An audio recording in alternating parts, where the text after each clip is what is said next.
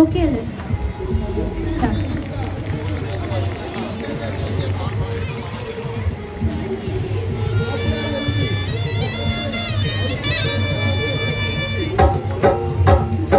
എടി ചീലിപ്പെണ്ണേ,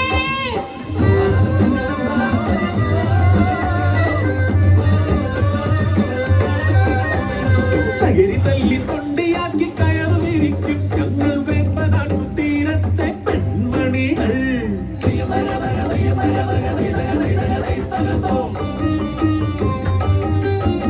കാണാനഴകുള്ള കാലിലോലരിട്ട കണ്ണാടി ചില്ലുപോലെ ചില്ലുവെന്ന് കരിവിട്ടി തടിയുള്ള കള്ള കാമുകൻ താകിൽ കിന്നാരം ചൊല്ലുമാരൻ.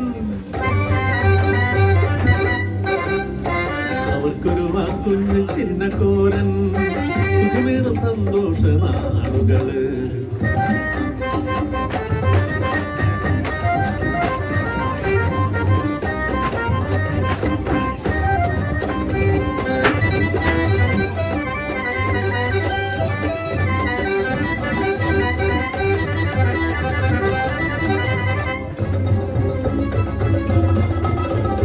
ഒരു പകലിന്നൊരു രാത്രി എന്ന പോലെ മഹാദുഃഖം വന്നു ചീലുവിന്.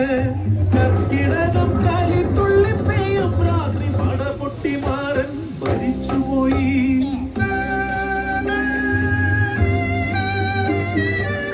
മരിച്ചതോ കൊന്നതോ അറിയാതെ തലതല്ലി കരയുന്നു ചീലു പെണ്ണ്. പിന്നെയും കർക്കിടകം മാറി മാറി വന്നു ചീലുവും കുഞ്ഞും മേഘരായി മാടത്തിൽ.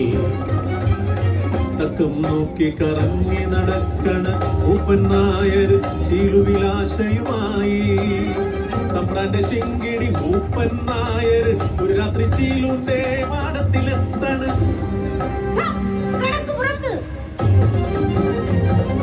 അടിയേറ്റ നായർ തിരിച്ചുപോയി. പകയോ മനസ്സിൽ നിറഞ്ഞു നിന്നു. പകരം വീട്ടാൻ ചക്കം പാത്ത് പകയൊരു കരലാക്കി നടന്നു നായർ. അടിമ പണിക്ക് പിള്ളേരെ തേടി പറങ്ങി പടയത്തിൽ നാട്ടിലെന്ന്. അവരുടെ കാര്യത്തിനായി നായർ നാട്ടിലെ പിള്ളേരെ തേടി ഇറങ്ങി. നാട്ടുകാരെല്ലാരും ഭീതിയിലായി. മാടങ്ങളില്ലെന്നും കരച്ചിലായി. മക്കളെ നഷ്ടമായ അമ്മമാരും തലതല്ലി കരഞ്ഞിടുന്നു. ദുഷ്ടലാക്കുമായി ആയരെന്ന് ചീലുന്റെ മാടം ചൂണ്ടിക്കാട്ടി. കുഞ്ഞിനെ കൊണ്ടോടി ചീലു പെണ്ണ് കഴക്കരക്കാട്ടിൽ ഒളിച്ചിരുന്നു.